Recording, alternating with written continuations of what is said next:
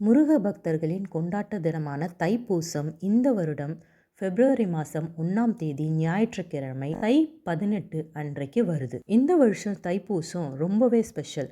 ஏன்னு கேட்டிங்கன்னா, அன்னைக்கு முழு பௌர்ணமி நாள். தைப்பூசமும் பௌர்ணமியும் சேர்ந்து வர்றதுனால உங்களுடைய பக்திக்கு சக்திகள் இரட்டிப்பாகும். அன்னைக்கு நீங்கள் வைக்கக்கூடிய வேண்டுதல் எல்லாமே கூடுதல் சக்தி பெறும். நீங்கள் மனதார முருகர்கிட்ட உங்களுடைய குறைகளை வேண்டுதலாக வையுங்க.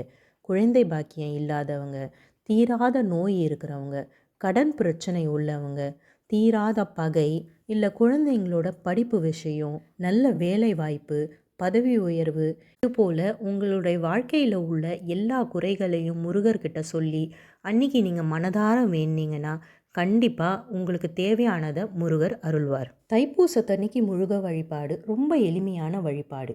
உங்கள் வீட்டில் சிலையோ அல்லது வேலோ இருந்தீங்கன்னா பால் அபிஷேகம் பண்ணுங்க.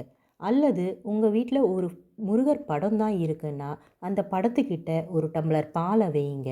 பக்கத்தில் இருக்கிற முருகர் கோயிலில் கொஞ்சம் பால் வாங்கி பால் அபிஷேகத்துக்கு கொடுங்க. முருகருக்கு பிரசாதமாக அவருக்கு பிடிச்ச சக்கரை பொங்கல் செய்யலாம், பால் பாயாசம் செஞ்சு வைக்கலாம். சிலர் வீட்டு வழக்கப்படி இலை போட்டு படையல் பண்ணுறதும் இருக்குது. மத்தியான வேளையில் இலை போட்டு படையல் பண்ணலாம். நிறைய பக்தர்கள் தைப்பூசத்துக்காக விரதம் இருப்பீங்க.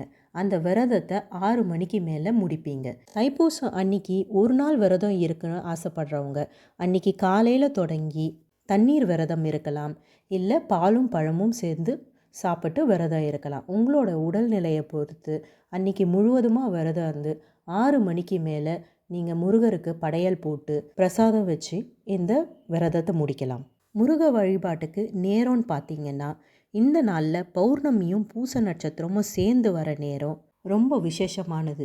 பௌர்ணமி காலையில் 4:41க்கு ஆரம்பித்து மறுநாள் 2/2/2006 அன்னைக்கு 4:43க்கு முடியுது. இதே பூச நட்சத்திரம் 1ஆம் தேதி 1:55 ஆரம்பித்து மறுநாள் 2ஆம் தேதி 1:01 இந்த டைமுக்கு முடியுது. இதுக்கு இடைப்பட்ட காலத்தில் பிரம்ம முகூர்த்தத்தில் ஆரம்பித்து காலையில் 4:30 மணிக்கு ஆரம்பித்து சாயங்காலம் 6 மணிக்கு மேலே வரைக்கும் நீங்கள் எப்போ வேணால் படையல் போட்டுக்கலாம். அதுலேயும் குறிப்பாக நல்ல நேரம்னு பார்த்தீங்கன்னா காலையில் 8லேருந்து 9:30 மணி வரைக்கும். மதியமாக இலை போட்டு படையல் போட்டு வழிபடுறவங்க 1:30 மணிலேருந்து 2:30 மணி வரைக்கும் சாமி கும்பிடலாம்.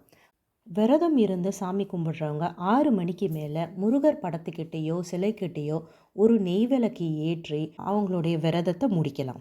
இந்த சக்தி வாய்ந்த தைப்பூச திருநாளில் நீங்கள் நாள் முழுக்க கந்த சஷ்டி கவசமோ திருப்புகழோ வேல்மாறலோ சொல்லிக்கிட்டே இருந்தால் அது உங்களோட வேண்டுதலுக்கு கூடுதல் சக்தியை தரும்.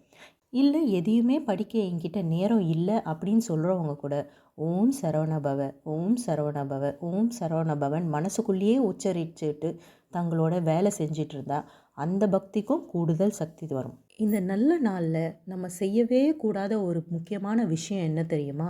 நம்ம எதிர்மறையான சிந்தனைகள். வேண்டியவரும் கிடைக்கிற இந்த நாளில் நாம் மனசில் எதிர்மறையான எண்ணங்கள், தவறான எண்ணங்கள், ஒரு நெகட்டிவ் தாட்ஸ் அப்படின்னு சொல்லுவாங்க இல்லையா, அந்த மாதிரி எண்ணங்களை அறவே தவிர்த்துட்டு வெறும் முருக பக்தி மட்டும் மனசில் இருந்தோன்னா அதுக்கான பலன் நமக்கு கிடைக்கும். இந்த சக்தி வாய்ந்த நல்ல நாளில் நீங்கள் எதை பற்றியும் கவலைப்படாதீங்க, எல்லாமே முருகர் பார்த்துப்பார். இந்த தைப்பூசத்தோட சிறப்பு இதோட நின்று போகிறதில்ல. கருணை கடலான வள்ளலார் ஜோதி வடிவமாக ஐக்கியமான நல்ல நாள் இது. அதனால் வள்ளலாரையும் நம்ம நினைவு கூட்டுற விதமாக நம்ம படையல் போடும்போது தயிர் சாதமும் அப்பமும் சேர்த்து வச்சு போட்டால் வள்ளலாருக்கும் அது உகந்த தினமாக மாறும்.